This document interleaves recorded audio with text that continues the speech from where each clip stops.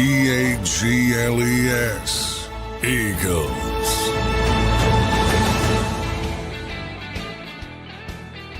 Welcome in, everybody, to a Football Friday edition of Birds 365 here on JAKIB Sports, the #1 Philadelphia Eagles daily show. We'll be going live all through the offseason. I'm your host, Zander Krause. That's my co-host, John McMullen, the #1 Eagles beat reporter in town. Johnny Mac, how you doing on this Football Friday, brother? I'm doing well. Another Friday, getting closer and closer to the NFL draft, which, wow, this is the least I've talked about the NFL draft. Yeah, we're about to get into it today. Because of the Super Bowl and everything else. And it just, the offseason is so short for the Eagles. It's just, obviously they've been here before. 3 times in 8 years, but this one seemed quicker. I don't know. It's just it does. It's late March already, John. I mean, It's crazy how quick it's moving. Yeah, it's amazing. And a lot of players, they're signing a lot of players because they're going the clearance aisle route. It's last year it was more splash players. Right. Turned out to be splash players with Zach Bond too, but expected splash players with Saquon. Just a different vibe to this offseason. There's no doubt about it. There is a much different vibe. It's a different team. They do have a tough outlook in the future, I think, but I think Howie's done the right thing so far this offseason. I know we've called it the clearance rack, but yeah, I don't know what else they would have done. And I think with everything they have coming up, it makes a lot of sense. But I understand people in the moment get upset about some of the people that are gone and the differences of the team. But every team's going to have turnover. Our turnover was just harder, John, because our team was so damn good. Yeah, it happens. It's happened to a lot of Super Bowl teams in the past where guys get good players get paid great money because everybody wants to break off a piece of that success. And I think that's what happened to the Eagles. And they made some difficult decisions and said, Milton Williams being top of the list, it's like, I don't think there's anybody in that building that dislikes Milton Williams as a player. Right. But you got to make some difficult decisions, understanding. And you mentioned in the moment, people get upset in the moment because they're worried about, well, what does this do to the team now? It's not what it does to the team now, what it potentially does to the team down the road. And that's hard for people to, you don't want to be in a position where you can't keep Jalen Carter, which they're not going to be in. But even the second tier, where you're going to lose Cam Jurgens or Reed Blankenship, or down the road Quinyon Mitchell or Cooper DeJean, et cetera, or Zach Bond, who you didn't lose. They made that decision. Want to keep Zach Bond?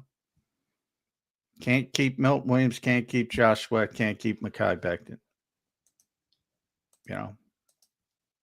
It's tough. It is, no doubt about it, John. It is tough. You just mentioned the NFL draft. We haven't talked about it much, but we're about to start talking about it a lot here on Birds 365. I want to set the stage for everybody today. We got a great show planned on a Football Friday. For those just checking in, make sure you guys up your memberships.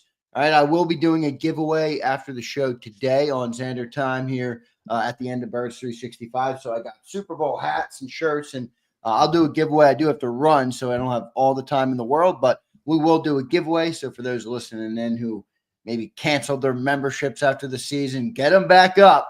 All right, because we'll be doing that after the show. We have Les Bowen in hour number 2, so we'll talk to the great Les Bowen. It's been a bit since we've talked to Les. I love talking to Les. We'll get his perspective on what the offseason has looked like so far. We'll do that in hour number 2, and then we'll dive into the NFL draft here in hour number 1 and kind of what it looks like now, where the Eagles are, phase 2 of free agency. Most of our key losses have already occurred. Most of our key free agent signings have already occurred. And we'll look at where the team is at, what the draft holds in the future. They got a lot of picks coming up, a lot of picks. So we'll talk about that. Now, John, let me ask you, now with phase 2, as you call it, of free agency coming to a close here, and, Mekhi Becton went this week, a couple other moves were made this week. Obviously, Brandon Graham's retirement was the headliner on the week, even though nobody wanted to listen to any content about it. What do you think? That still pisses me off. Yeah, no, I'm with you. What do you think about the Eagles, though, draft-wise, now that we are post phase 2 of free agency. You always talk that you hate mock drafts before free agency because, how do you know what a team is going to do before they make moves in free agency, which I agree with. But as it stands now, post phase 2 of free agency, what do you think's on the horizon for the Birds in this NFL draft, or potentially has nothing changed? No, plenty. I think, well, nothing's changed from the standpoint that Howie had a plan pre-free agency, then you go execute it. So I think he kind of hinted in Indianapolis, this is, going to be a different offseason. I don't think he said it, maintenance offseason. And then I think the draft, they're going to get back to their, and he used the term different. Then in the draft, you're going to get back to their foundational thought process, which is offensive, defensive line. I think that's the plan before. I think that's the plan now. At least at the top, obviously, that's what we're talking about. So I think, there's a very good chance that through day 2 of the draft, so you're talking about picks where 32, 64, 96, you're probably going to get an offensive lineman and a defensive front player in those 3 picks. And they might, as we know with Howie, he's unlikely to take those picks. He's going to move around the board. But I would say they're going to get an offensive lineman and a defensive front player in the first 2 days of the draft. And a couple things. A, it's foundational. B, it's a deep draft on both. More defensive fronts. Not as deep on the offensive line. Last year was much deeper, but there's still plenty of draftable. As you see, the Eagles started their top 30 visits. There's only 4 that I know of. There could be more, but the 4 I know of, they're all offensive linemen. Yeah, I saw that. And again, that doesn't, but the Eagles have a history of drafting some of the players they bring in. Can't draft them all, obviously. Well, the reason I like the names, John, is because even if they don't draft them, sometimes you see them come back into the organization later. Well, yeah, I mean, I was just about to talk about you. Kenyon Green was here on the top 30 visit. Right. Dorian Thompson-Robinson was here on the top 30 visit, and all of a sudden they're here. Right. And over the past 2 years, Jalen was obviously top. They wanted to do their due diligence, Jalen Carter, but obviously everybody did. Nolan was in. Ringo was in. Steen was in. Those are the guys I know of. Last year, Quinyon was in. Cooper was in. Jalix was in. So 1, 2, 3. And then Pumpers, Crush, Johnny Wilson was in. Anaya Smith was in. So they often draft guys that they do that due diligence on, obviously, but there's 30 of them. So you're not going to draft all of them, but sometimes you don't get an opportunity. Like they like Kenyon Green, but they were taking Jordan Davis and they traded up and all of a sudden Kenyon Green goes 15. They like Dorian Thompson-Robinson more than they like Tanner McKee, but they couldn't get him. And I think Cleveland took him in the 5th round, and they want McKee in the 6th round. So I think people forget there's 31 other teams talking with these players as well. One of the guys who was in was Josh Connerly, who was going to be is in, whatever. And he's a potential pick at 32 if he lasts that long, but he might not. I know the Oregonian, so a reporter out there said he's coming in to visit with the Eagles, but he also mentioned he was going to visit Atlanta and Chicago and Cincinnati and Houston and New Orleans and Washington. So that's what you're sort of dealing with. Yeah, he's on an NFL tour to meet with everybody. So, but look, I do think there is significance to the names they bring in, and obviously, all offensive linemen is what we've heard so far. You think there's a chance they go O-line? I mean, I think there's always a chance, but when you break it down, do you think the Eagles would go offensive line in round 1? I know we mentioned last year they obviously drafted Quinyon Mitchell, but if the offensive lineman they liked last year, I think it was Troy Fontenot. Is that right? Fatano. Patanu, that's right. I always pronounce his name wrong. But if he fell, the Eagles were interested. You think they'd be really interested in an offensive lineman round one, even with some of the changes that they've had on the defensive side? they'd be. They brought all right. So the 4 guys they brought in, Marcus Mbow. If I butchered his name, I apologize. It's Mbow, who's from Purdue. No, they're not taking him in the first round. Anthony Belton, we talked about. We already knew he was coming in because he said it at the combine. He's not a first round pick. They brought in Jalen Travis yesterday. He's a massive 6'8" guy. He's not a first round pick. Connerly, yeah, that maybe. So it all depends on, who's there, who falls, Right, versus who's on their board. Is Connerly, if he falls, is he higher up? Then they're going to bring in defensive front people at some point as well. So it all. But yeah, I mean, the position, if it falls the right way, yeah, they'll take an offensive lineman.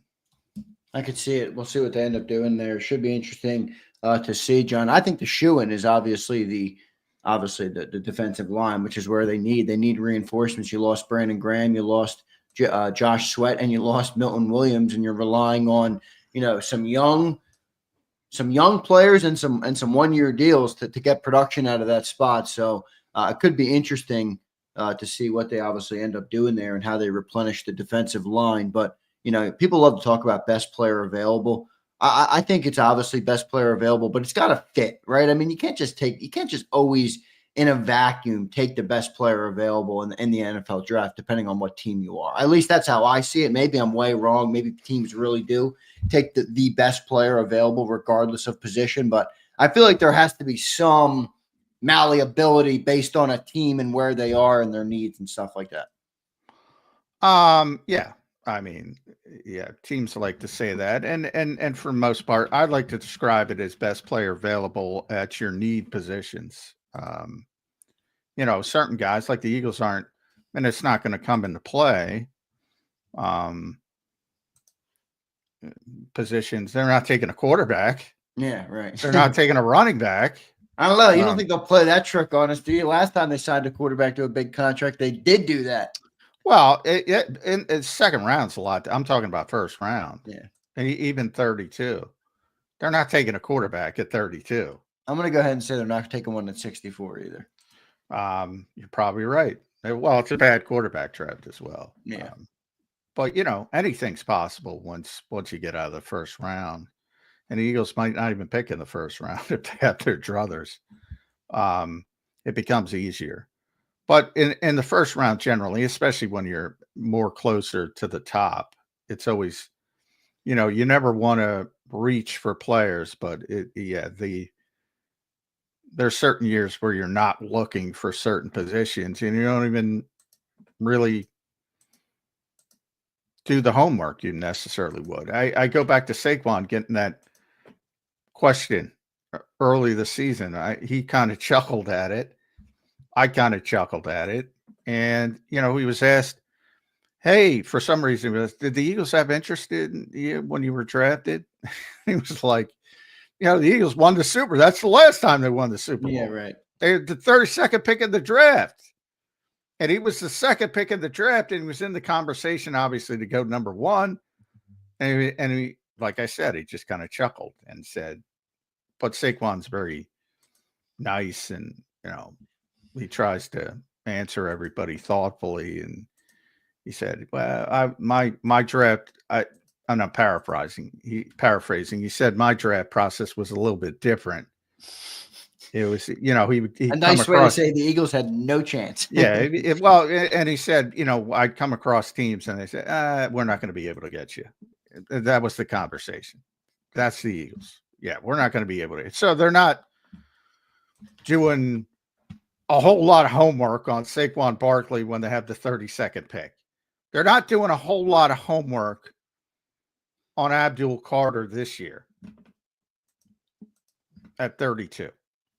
See, I don't know. I would still take like meeting. I mean, I'm sure they still do. They take meetings and stuff with these players because I would be interested to learn. I'd like to know who's Well, out you're there. You limited know? these things. So you Yeah. wanna you only have the guys you bring in, you only have top 30. It's a waste of time. Now, Right. there's a lot more at the combine and stuff like that. And if you have a 10-minute meeting, but even that, you have a limit. And if you're picking 32nd, it's a waste of time. If you don't want to quarter, like, are you talking to Cam Ward? Yeah. Why? The waste of the precious time that you have, I guess. Yeah. So, I mean, you still have your personnel people looking at all these players. You never know what happens down the road. But when it comes to the preparation for this draft, Ward, Hunter, Travis Hunter, Abdul Carr, it's a complete waste of time. You're not in a position to get these players, which is what Saquon was saying back in 2018.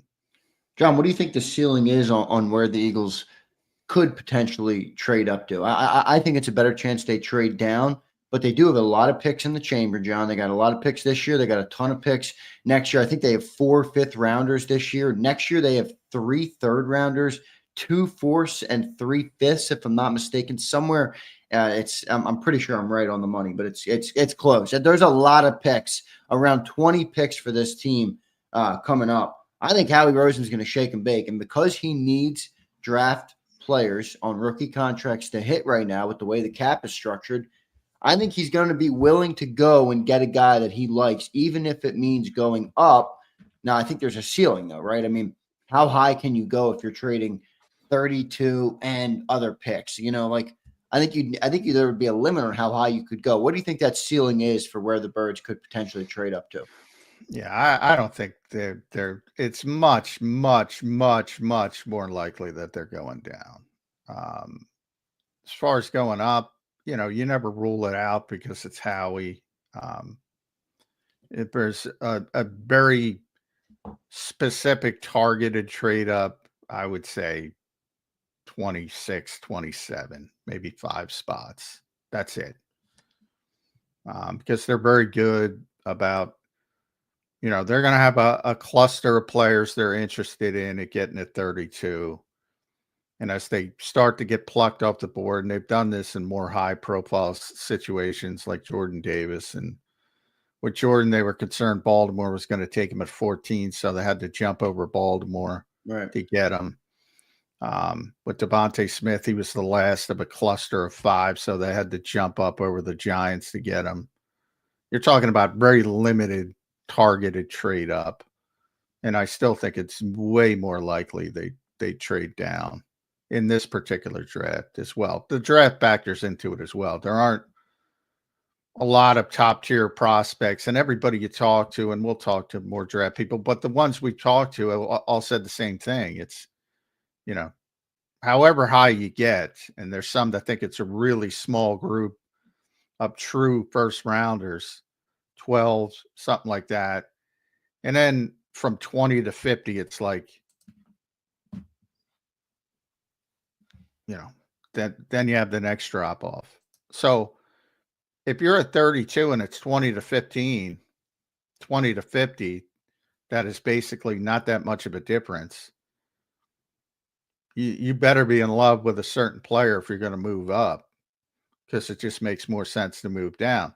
Now, and then the 5th-year option part of it. Somebody might want a quarterback, and you can maybe take advantage of it. That's what they did in 2018. Now, Baltimore was happy as well, but, they didn't need a quarterback at the time. So they weren't interested in a quarterback. And they traded down and got a very good tight end traded down, then traded back up and got a very good tight end. That would be the more logical way to go about it. But again, you certainly don't have a Lamar Jackson type player that somebody's going to come up for at 32. Now, there's other positions. I've talked to Howie about this, the 5th-year option. Yeah, I've talked to Howie about this. Fucking that still pisses me off. Might as well say it 3 times. He explained that there's certain positions you want the fifth-year options, and there's certain positions you don't want the fifth-year option. As you think about these things as a general manager. So there could be other positions, edge rusher, offensive tackle. Yeah, I think Kansas City stayed put last year and drafted the tackle. Didn't work out at all. And we'll see if he can reclaim his career. But there's certain positions you want it, certain positions you don't want it. Quarterback being the most notable.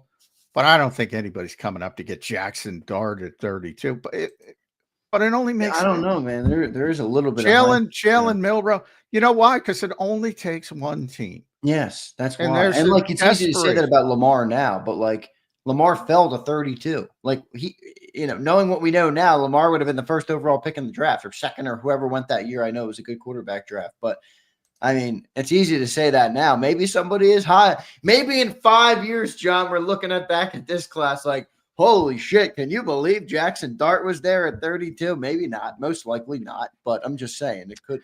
Well, my thing about the draft is, you could say Jordan Mailata should be a top 10 pick, in hindsight. Right. That's true. But my thing about the draft, it's about more than what the player develops. Obviously, that's what a fan's going to focus on. But it's about value. Like, it wouldn't have been, even if you knew, even if you had some kind of, crystal ball and you said, hey, guys, I know Jordan Mailata is going to turn into one of the best left tackles in football. You would have been stupid for taking him top 10 because you didn't have to. Right. That's part of playing the board. That's part of playing the board. So value factors into it and is a big factor. Chip Kelly wanted, obviously Chip was obsessed to a hamstringing degree. It hurt him with the Oregon guys, and we had all the success there. And how many Oregon was Georgia back in the day, just for the Eagles, just not successful. Because Chip wanted to always bring in Oregon guys. If you go back to Lane Johnson's draft, they wanted to draft Deion Jordan from Oregon. And Miami luckily jumped ahead of them to steal Deion Jordan away from Chip Kelly. And the Eagles had to settle for Lane Johnson. The best settling of all time right there. Yeah. So, so he loved a player by the name of Taylor Hart, if people remember him. And Taylor Hart it's funny, he was a defensive lineman, and then they switched him to offensive line. He was here for quite a while. And he was here twice. He left and came back, and he turned into a offensive lineman. Couldn't play either that well. It's a better defensive lineman, and Chip wanted him in the third round. And at the time, Howie, before their fracture, he's like, we'll get him. And they ended up getting him in the fifth round, which doesn't, but he wanted him in the third round. Well, the value doesn't match up. So value's a part of it.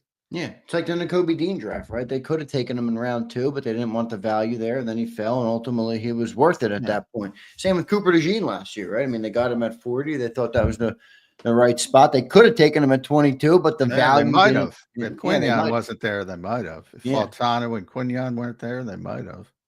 But people worried about Cooper injuries, position difference, and then the goofy, he's a white guy, can he play corner? So about a lot of weird stuff with Cooper, but should have been a first round pick, obviously. Yeah, definitely.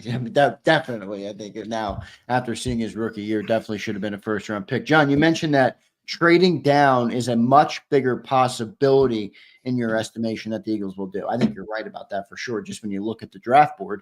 But the one thing I will ask is, what are we talking about in terms of a return when we say that? Like, people love to say, oh, trade down and end up with two second-round picks. What does this look like? Like, if you're going to trade 32, where do you go? You're not getting 2 second-round picks. That's what I mean. So it's like, what are you adding if you do trade down from 32? Let's say you go to 40, or let's say you go to 45. What are you adding? Another third, another fourth, another fifth? I mean, what does that look like? Because I think people are a little bit off. They're like, trade one back one. You end up with 2 2s and 2 3s. And I'm like, I don't think you're getting all that for the 32nd overall pick, but we'll see. Well, there's the famous Jimmy Johnson trade chart. If you go back to 2018, there's a perfect example because the Eagles were 32nd. They moved out. They traded down to, I don't know, 52. Ooh, and that was a then good trade down. And then went back up to 49 to get Goddard. So there was a lot of wrangling. Now I should look up just what they traded for Goddard originally, but I'm looking up the trade charts to go from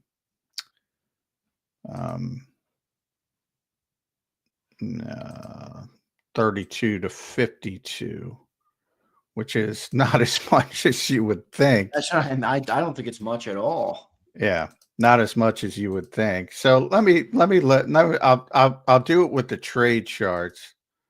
So 32 was worth 590 points on the trade chart, and they traded down to 52, which is worth 380. So the team coming up, Baltimore's got to come up with that 480, 580, Right. 210.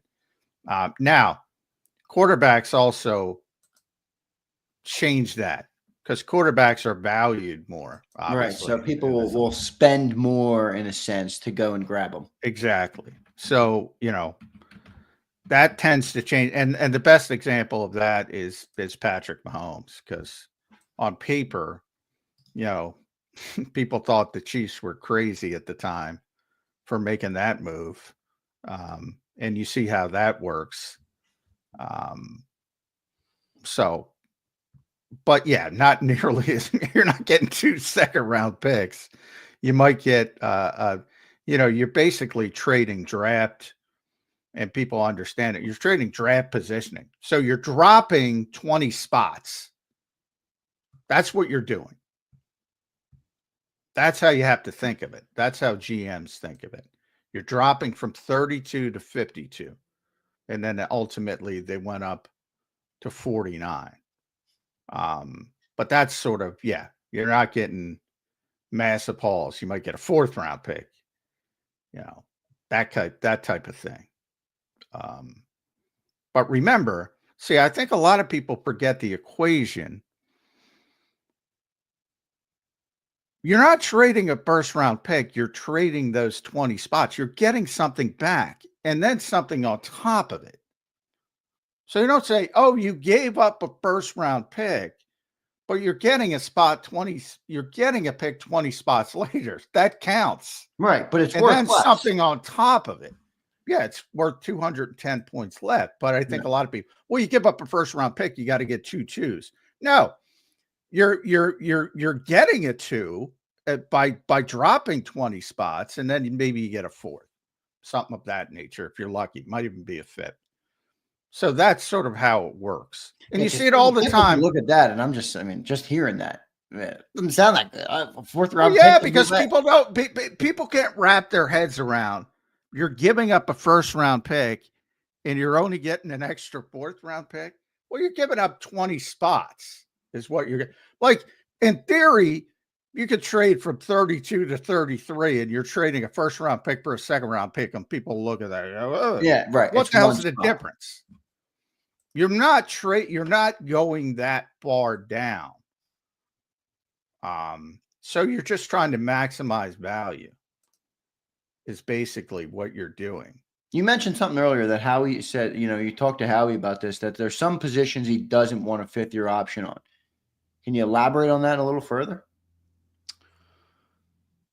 Well, yeah, I mean, there's certain, it's obvious from how he doesn't want a running back with a 5th round option. He doesn't want an off-ball linebacker.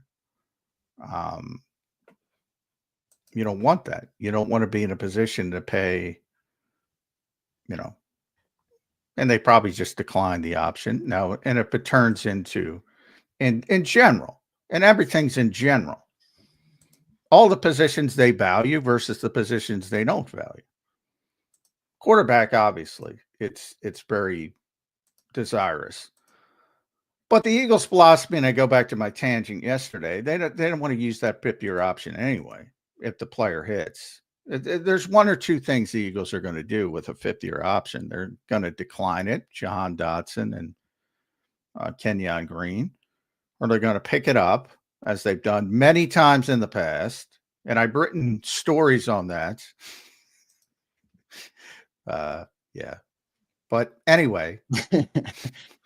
Boy, that DMer's having a bad day. Oh my God. It's just, I mean, open your ears is all I would say. But as they've done many times in the past, but they rarely want the player to play on that 5-year option because they want more salary cap malleability. So they generally extend them. It's that, many times they fold in that 5-year option into the extension to keep the number down for an extra year. If it's a big contract, yada, yada, yada. But generally the Eagles don't want to be the team that has their, that has their player that they like playing on a 5-year option. They don't want to be in that position. All right. So it's all about the value. I mean, the Eagles clearly love certain positions. And they really stick to that all through and through. So the trade for Goddard, and here's where Howie took advantage of Baltimore. They traded 32 and their 4th round pick. See, he'll do this as well. 132 to the Ravens, exchanged for 52, a better 4th round pick, 125. So he moved up 7 spots in the 4th round. Not that much. But, and here's where he's always, and I've talked about this with him before, believes there's a market inequity that the Eagles have taken advantage of. Generally, NFL teams believe future draft picks are not as valuable as current draft picks. Baltimore should not be in this place because they're a very stable organization. Most organizations who think that way, they have GMs GMing for their job, I'd like to say.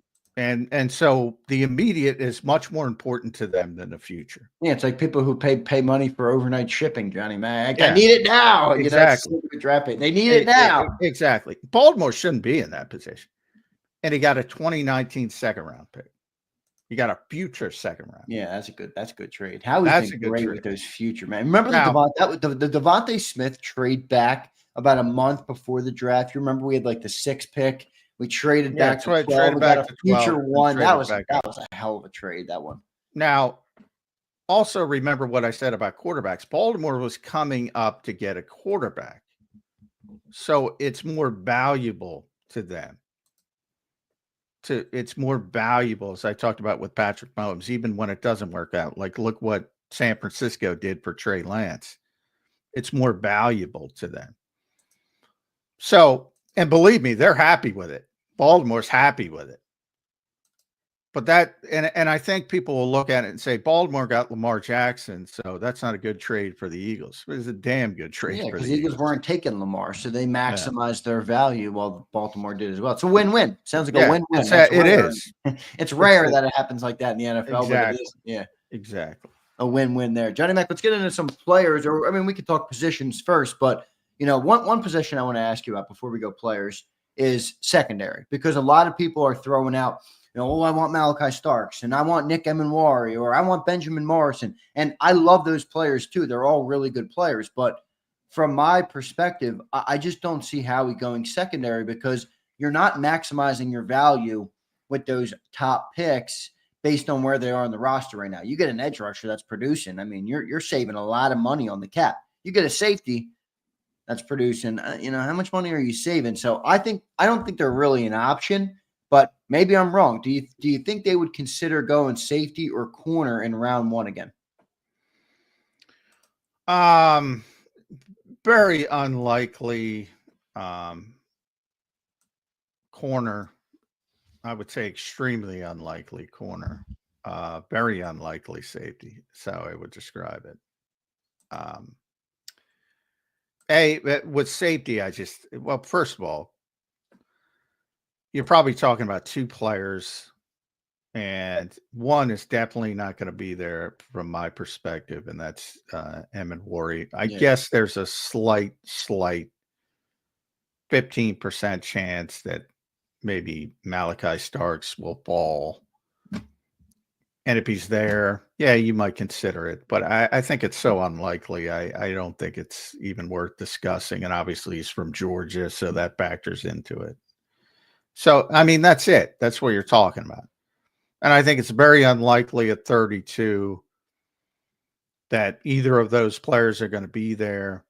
And then you start talking about, all right, people want to trade up, yada, yada, yada. We just talked about you're not getting as much as you think. To go way up to get those. And where would you have to go to get Emmett Moore? Forget about him. You're not. I'm talking about targeted trade up 4 or 5 spots for Malachi Starks. I don't see it. I don't see it. But we'll see. I could see the Eagles not getting a safety, and then Justin Simmons shows up. I can see that. Yeah. That'll make you happy. Short Well, term. it's like last year, right? We didn't get the offensive lineman, Fatano, and picked up Mekhi Becton after the draft, right? I mean, I think that could happen, yeah. Yeah. So, and that might happen this year if you don't get as well with Jedrick Wills or somebody like that. There's still stuff to be done. But yeah, I don't see the fit at safety and 32 and corner. You just spent 22 and 40 on corner. You're not doubling down. The one guy I've talked to, and I'm probably partially responsible this is Morrison, because he's really good. If he didn't get hurt, I think he'd be a top 20 pick. And I'm saying if he's there in the second round, not the first round, then you start talking about the value and just take the player because of the value. But even that, I mean, he's not going to last to 64. So I would say no. That's where those 2 second-round picks are going to get back, John. Well, why not 3? Why not 3? Yeah, get a couple, draft everybody. Get Landon, get Norris, if somebody falls in love with Jalen Milroe, you might get a future second. But I'm that's not telling going to. They're starting to gas him up a little bit, Jalen Milroe. You're not getting a pick to get a player this year, though. You're getting a future pick to take advantage of one of these dummies that's GMing for their jobs. What do you think of Milroe? Because honestly, I'm slanted because he didn't have much success from Alabama. Well, he did. He was successful. That's a lie. That's a lie. But if you look at it through the Alabama lens, between Nick Saban and well, I agree. But he was with Saban too. But I was hard on him in his college career. But at the end of the day, I want to see him succeed. I think he's a good kid, got a good head on his shoulders. But I think if he goes to the right team with the right coach, he could potentially be something because he's just so athletic. But I think he's by far, I'll say this, I think he's by far the most gifted physically quarterback in this class. I agree with that. But yeah, I don't think he's too far along. So you have to have a lot of confidence in your development and all that kind of stuff. I don't like this quarterback class a little bit. Yeah, did you see our guy Ian Cummings? Remember he was just getting into the draft when we had him on. He did it. He put out some of his first quarterback stuff yesterday. Not very good. Yeah, I don't like it. I think Cam Ward's a legit first round pick, but he's going to be the number 1 pick overall. I think he should be 20 or something like that. I think he should be in the Kenny Pickett range. Somewhere in that, but because he's the best quarterback in this draft by far,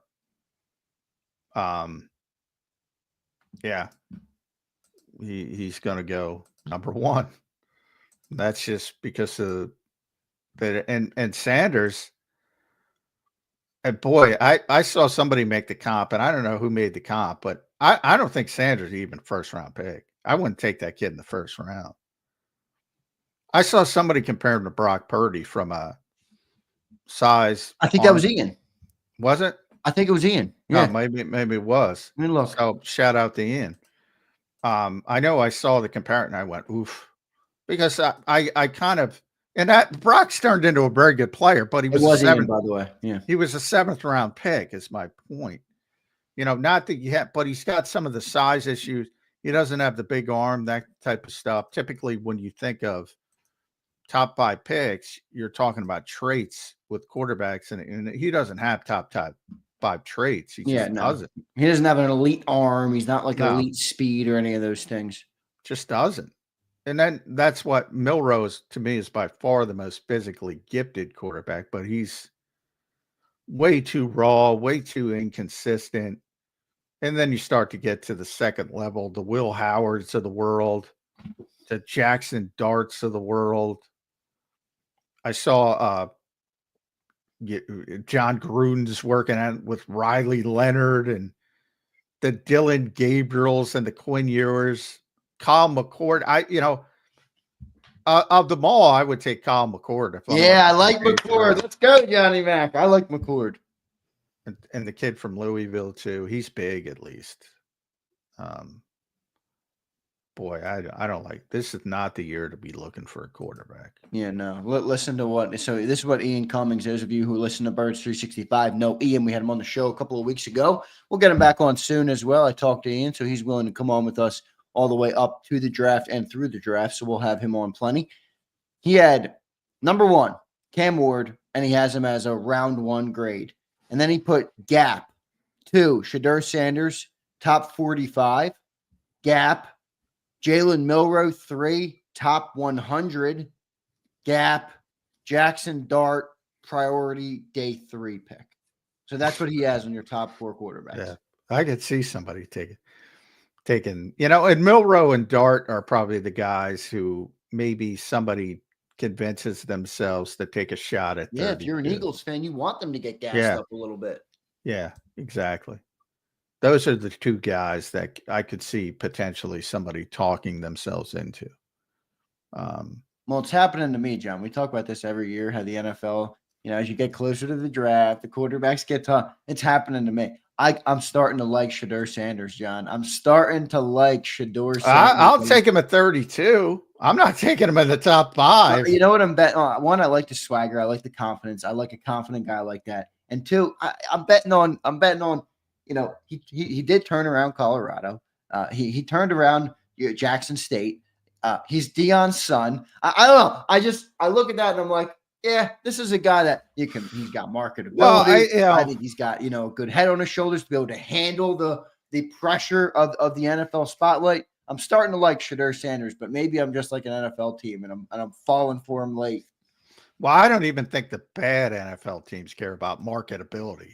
It's great, for the, maybe Don Smolensky. You got to be able to handle the spotlight. Carson Wentz, don't you think they would have done a little more research on that? Don't you think they wish they did that? He crumbled like a piece of loose leaf. No, I think they're very happy with the Carson Wentz pick. No, I do. I agree. I mean, he was a big part of the reason we won a Super Bowl. I'm not a Wentz hater at all. I'm just saying. They had never won a Super Bowl. I think now, people get spoiled so quickly. They had never won a Super Bowl. And people give Nick all the credit. They weren't getting to the damn Super Bowl if Carson didn't play the way he did during it. So I think I know the team looks at it that way as a successful pick. Now, did they project him to fall apart when they drafted Jalen Hurts? Obviously not. That kind of stuff. I don't know how you get in people's heads, how he handled that. And part of it was injuries as well.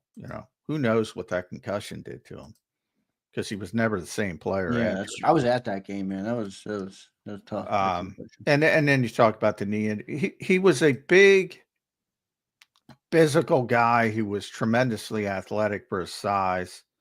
And I think when he lost some of that mobility, he never shifted gears to say, all right, I got to take advantage of my other skills. It was always like, how many plays did Carson Wentz try to extend and Yeah. He just kept in, once you lose that part of your game, if you don't adjust, because he had the arm strength, he had everything to adjust, but he didn't. And I think a lot of it is, I always bring up the pandemic, he went the same way. Jalen had a lot of mechanical issues, as most young quarterbacks do coming out of college, because they're not taught well. Yeah, especially, by the way, especially guys who are athletic and can run, because they've been able to rely on that at every level. Yeah, they're generally the best player on the field, yada, yada, Right. dating back to high school, and they get away with it. So Jalen had to make a difficult decision to morph away from his longtime quarterbacks coach and go out to Los Angeles and work with Tom House and Adam Daydew. And, he got better. He got better. And he continues to do it to this day. Not spending all off season, but he goes out there for a refresher. Doesn't like to talk about it because he doesn't want to sort of upset, the people that got him there to begin with. But sometimes you got to be honest with yourself and say, all right, I've stagnated. I got to go here to improve. And he was able to do that, figure that out, and he continues to do it. Carson did the exact same thing between 2021 and 2022. He worked with those guys. He got so much better. He took off, never went back. Pandemic part of it, everything shut down. Yeah, Nobody could go anywhere. That was a wild year in the NFL. No fans in the stadiums and shit. I loved it. Traffic, man. Whoa. Johnny Mac driving right in, driving right out after those games. That was like J-Mac's dream. Yeah, that was phenomenal. But I digress. It must have been so lifeless, though, the games. I mean, it was terrible. It was weird. It was weird. There were some interesting parts, like you could hear things better. Right. I could see that. Yeah, it was, a lot. It's like taping a TV show almost, and on a closed set. Right. There's no life to it. But yeah, and boy, there's so many. I'd have to do a 15-hour show of the stupid things that people did during the pandemic, but the NFL was at the top level of stupid. Placating everybody, John. You're trying to appease everybody, John. Yeah. You just talked about this the other day with how they try and appease, everybody from even the TV perspective and a safety perspective. Yeah. Don't try and please everyone. Just do what you got to do in the business. Exactly. That was one of the overtime kills me because I brought up the Eagles are, and I think it's common sense rule change. They have different rules for overtime now, regular season, postseason. Yeah, which is so stupid. What sense does that make? So they're trying to uniform them. But I go all the way back to the Josh Allen, Patrick Mahomes game where everybody got their panties in a bunch and said, oh, he's got to get the football. They went down and scored, didn't get a chance. Oh, they had a chance. The defense could have stopped Kansas City. Everybody says there's a famous Matt Hasselbeck game where he won the coin toss and he said, we're gonna take the football, we're gonna score. You remember that? Some people may, but that's what he said, and I don't care, have some confidence. And all of a sudden, a couple plays later, I forget the corner pick sixed him. Pick six, game's over. They won the coin toss. Everybody's like, well, the game's over. No, it's not. Sudden death. I don't think they should have changed it from that. Is it perfect? No. Is it compelling? Hell yeah. The game is about entertainment, not about appeasing all these morons. And the NFL, wants to appease everybody. They're like that. They're like that goofy friend who wants everybody to does anything. Yeah, I'll do this for you. I'll do this for you. I'll do this for you. I'll do this for you. You're the guy worth $1 billion. Let them come to you. Right. I mean, they're worth far more than that. But they try to appease everybody. Just ignore them. John, are you going to write a book one day? If I ever get time. So, yeah. I'd love for J-Mac to write a book. You got to do it when you're still on JAKIB. Then we can promote the hell out of it. You'll be getting sales left and right. People love to listen to and read Johnny Mac. John, good stuff. Good stuff there. It's going to be interesting to see, man, this draft process. Some good conversation there with the way, the way the board works and everything like that, and priorities. But John, on the most recent Daniel Jeremiah mock draft, which I know I'm not big on mocks like you, but certain people you listen to more. After listening to you talk about Daniel Jeremiah, I think Daniel Jeremiah is a guy to listen to. It doesn't mean he's going to be right and he's going to change and do another mock draft, I'm for sure. But on his most recent mock draft post free agency, he had Shamar Stewart falling to 32 and the Philadelphia Eagles drafting him. We talked about him. He was an excellent combine player this year. I don't know if he's available, but or if they would do that. But what do you think of that fit for the Birds? Yeah, that I would love. Same thing. I don't know how realistic it is, but there's only 32 of these things. So if somebody starts to fall, and he's a guy who, obviously from a physical trait standpoint, he's 6'6", 290. I always talked about the Eagles need more size on the edge. He's a perfect fit for them. And maybe he falls a little bit because of his lack of production in college. He wasn't a big sack guy, despite all his gifts. He wasn't super productive on the field, but great traits. And boy, I can't imagine 31 NFL teams passing on that guy. He's got top 10 traits, but he didn't play like a top 10 player. But if you're just talking about physical gifts, easily maybe top 5 in this draft. Easily. I find it very hard to believe he's going to be at 32. If he is at 32, I'm racing up to put the card in. Exact player the Eagles need. Exact player. Wow. I keep saying they need a centerpiece for the pass rush.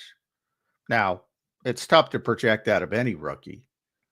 So I'm talking more about 2-3 years down the line. Now you hope they hit the ground running like Quinion and Cooper, but that's probably more of an outlier. I'm not ruling anything out with Vic Fangio. I don't want to. That's one thing I will do. I'm not going to rule anything out with Vic Fangio back there, man. I really think he's going to pull the most out of all these players. And it might take a little bit of time, like I said, but I'm willing to wait. If you can get a player with that much talent at 32, that is the easiest choice the Eagles will ever have to make at a position they value. Unless there's something behind the scenes and, that kind of stuff, which we don't know about and we can't know about. And that's where Dom comes in. But I haven't heard anything with Shamar. That kind of stuff. There's always things that could derail it. Health, medical stuff. Haven't heard anything. From a physical standpoint, if you get a player like that at the 32 in the draft, you thank your lucky stars and hand it in and don't even worry about any of the other stuff. Yeah.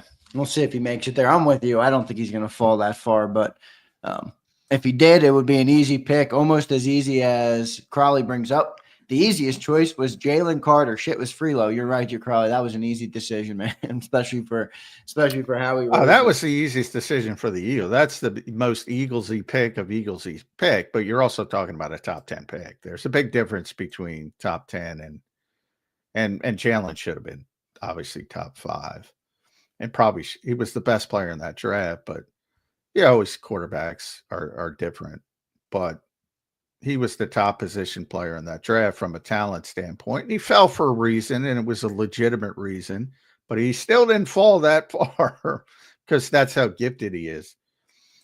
But yeah, that was an easy choice for the Eagles.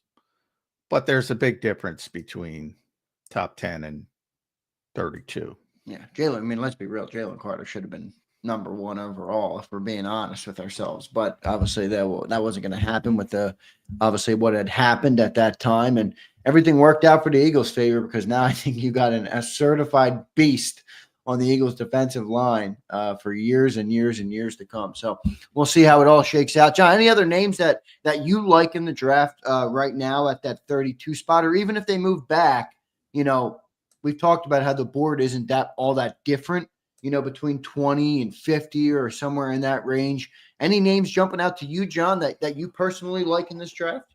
Well, that's a position. Obviously, Abdul Carter's not going to be there. Right. Mike Green from Marshall, the kid from Boston College. I don't want to. Izaraku, thank you. Mikael Williams. A lot of players at that very deep position. James Pierce.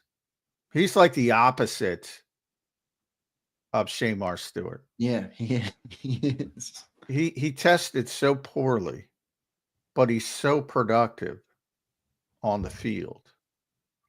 And again, I don't think he's going to last at 32. Somebody's going to take a chance on him. I could see him falling. But he performs so poorly. And I'm sure he'll do his pro day and he'll be better. Sometimes you just have a bad day. So I'm sure he's not going to last. But the schools muddy those up to the pro days. Yeah, Penn State does. Jeff Kerr. Yeah, Penn State's famous for. I could see that. I mean, I could and that's part of it. They're going to fudge. Even yesterday, or a couple days ago, Bama's. Milroe ran like a 4.37. They're going to fudge the numbers, and you're going to hear the numbers you hear come from the school. That's why they're always so much better. Mm-hmm. Now the smart teams and most teams, I shouldn't even say all teams have. If they're there, they're going to do their own timing, so they don't even give a shit. Because they know what's going on. But so those are the first round guys. Carter, obvious. Pierce, Green, Ezaraku, Mikael Williams, Georgia guy, so they'll probably take him if he's there. And Shamar Stewart. And then I think you go down to the potential day 2 guys, and they're deep there as well. You got Landon Jackson from Arkansas. You got Nick Scourton from Texas A&M. You got Jack Sawyer from Ohio State. You got a bunch of guys. Kyle Kernard, I know they were down at South Carolina Pro Day. He'd be more of a third round pick for me. They're going to get an edge rusher. Or a defensive front person. Could be a defensive tackle as well. But they're going to get somebody on the defensive front, I guarantee, over those first 2 days. No doubt about it. Yeah, no doubt about it. I'm with Paul Mancini, brings up the guy. We both of us have talked about this guy, Walter Nolan from Ole Miss. I like that as a fit. We'll see. Well, tackle, yeah. He's a tackle, not an edge, but good defensive line player. I could see that for sure. We'll see what they end up doing. Johnny Mac. John, we're going to have Les Bowen coming up in a little bit here, about 18 minutes or so. We'll talk to Les. Looking forward to talking to Les Bowen. It's been a little bit. We'll see what he thinks so far of the Eagles' Temu offseason. All right, and what's upcoming in the NFL draft. Something I wanted to bring up to you yesterday, today, John. Not that it's the biggest thing in the world, but Devontae Smith was on a podcast. I forget who was that with. I watched a lot of the interview, and I'm blanking on who the heck it was with. Yeah, I don't know who it was. I didn't. I just saw the clip. I think it was on Carmelo Anthony's, wasn't it? Carmelo Anthony's podcast, 7 PBK. But anyway, he spoke about Slay. I saw you post it out, and I'm like, boy, I don't really. It's one of those things where I've been saying the phrase recently. At what point are opinions overrated? Opinions of Slay are far overrated. I'm listening to Devontae Smith, credit his NFL ability, credit his NFL talent and stuff to, being molded by Darius Slay, who's like, he's a great leader. He told me what to do in practice, told me everything I was doing wrong. And I'm just like, yeah, I'm sorry, Eagle fans, you might not like Darius Slay, but I'm going to part of the reason I retweeted it is because selfish. I've heard these stories from Devontae. I've said them on the show, but people aren't going to listen to me because, but they'll listen to Devontae, hopefully. I've talked about what a great teammate Slay is so many times over the years on this show.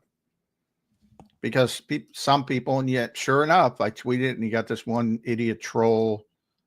Oh, he should shut the fuck up. And yeah, I saw it. And by the way, he's got is obviously these people tend not to put their faces on their words, and he's got a face of CJ saying Slay should shut the, I'm like, yeah, all right. But he was a troll in JAKIB for a little bit, and then I roasted him. Luke's dad. Some people in the chat might remember him. I roasted Luke's dad one day, and then he's like, "I'm never coming back here. You're too mean." I'm like, "Good, get the fuck out of here, troll." Yeah. Well, anyway, so I told the Devin Allen story. I've tried to explain he's a team captain for 3 years, not because he's a 6-time Pro Bowl player, because he's voted for by his teammates, like Devontae Smith. Devontae's been talking about it when he first got here, and he told the story on the show. He'd run routes, and Slay would say, what it was before. And he was saying, well, how does this fucking guy know what I'm running? It's just because how savvy and smart, and he's seen it all, and he knows what's coming. And he would tell Devontae exactly what he was tipping off. And he's trying to explain the situation. That's how he's advanced so far in his career. He's gotten so good. He's one of the best route runners in the NFL. A lot of that he gives credit to Slay for helping. And Slay's that rare guy, and I bring it up all the time because he's told the story to me many times. When he came in as a rookie in Detroit, he had some very good veteran players who took him under their wings. And he felt it was always his responsibility to do the same, to pay it forward to other young players. And if you talk to Quinyon Mitchell, if you talk to Cooper DeJean, if you talk to Reed Blankenship, all the young defensive backs, they say the same thing. People are going to realize what they're missing when there's no Slay out there. Because I guarantee you, Ringo is 23 years old, can run like the wind, and Slay can still run at his age, amazingly. But not well for his age. Not like Ringo, but Ringo has the size and length and everything you could be to be a great NFL corner. I love the guy. I say it all the time. AJ told me he's going to be really good. He ain't going to be Darius Slay. And he's certainly not looking at a rookie wide receiver and he ain't calling out every route he's about to run. He's not doing that. No. So, yeah, I talked about Brandon a lot because he retired this week. Slay's almost in that same category. For whatever reason, I don't know how you're a 6-time Pro Bowler and underrated, but he's underrated. And all the stuff, and he, even last year, because everybody fell in love with Quinyon, and rightfully so. Quinyon will tell you right away who the cornerback one on that team was, and it wasn't Quinyon Mitchell. Right.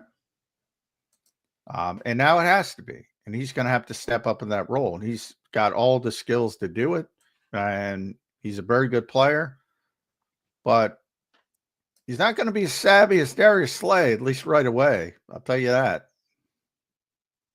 Yeah. So take your opinion of Darius Slay. You can roll it up in a ball and chuck it in the trash, because I'm going to listen to the players who played with Darius Slay, the guys who helped win us a Super Bowl in this city, talk about Darius Slay. Again, my opinion of him, don't really care about it. I mean, the players love him, obviously. And it was another thing Devontae said on that podcast. It was great. I love listening to Devontae Smith. He's not a guy that opens up